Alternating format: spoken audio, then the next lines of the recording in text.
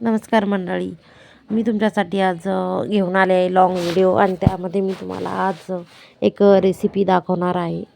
तर त्याआधी आपण बघूया, मी ते आली आहे शनिवार बाजारामध्ये आणि बघू शकता थोडंसं भाजीपाला वगैरे न्यायचा होता. चला तर जी रेसिपी दाखवणार आहे ती तुम्ही बघू शकता की आज मी फुलगोबी आणि वाटाणा दोन्ही मिक्स करून भाजी बनवणार आहे. तर त्यासाठी मी फुलगोबी घेतलेली आहे ते कट करण्यासाठी आणि त्यासोबत वाटाणे पण मी अगोदरच सोलून ठेवले होते शेंगा.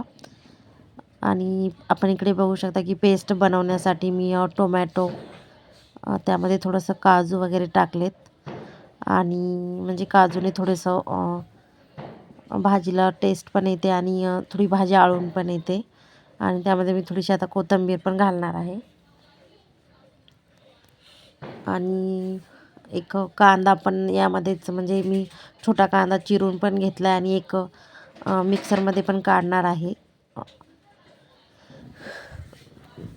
ज्यामध्ये बघू शकता की किती मस्त त्याची पेस्ट वगैरे झालेली आहे. आणि आता इकडे मी लगेच कढई ठेवलेली आहे, त्यामध्ये तेल घालून जिरे मोहरी तडतडू दिली आणि जो कांदा चिरून ठेवला होता तो कांदा मी चांगला तळून घेते. त्यामध्ये थोडीशी मी अद्रक लसूण पेस्ट पण घातली आहे.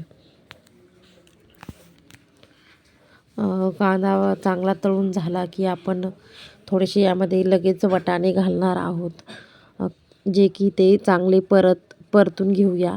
आणि म्हणजे कसे थोडेसे शालो फ्राय झाले ना की त्याला टेस्ट पण छान येते.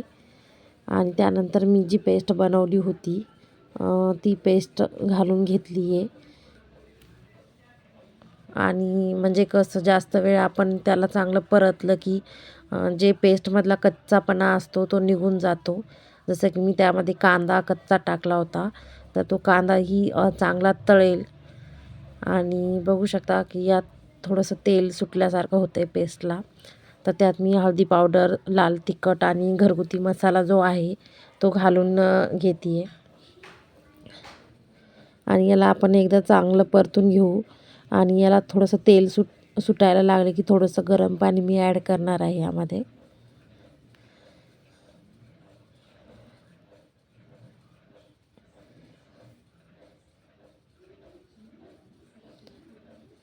आणि जी गोबी आहे ती मी नंतर थोडंसं याला एक थोडंसं कच्चापणा याचा निघून गेला की त्यात गोबी पण मी थोडीशी घालून घेणार आहे.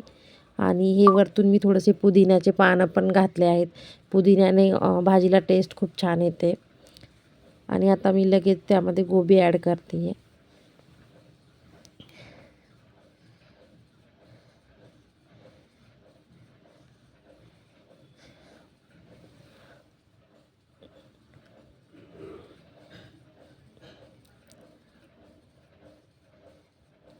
आणि आपल्याला जेवढं लागेल तेवढं आपण पाणी टाकू शकतो.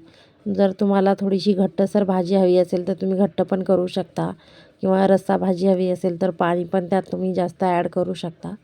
आणि मी वरतून थोडंसं मीठ, चवीपुरतं मीठ घातलं आहे आणि थोडी कोथिंबीर वगैरे टाकली.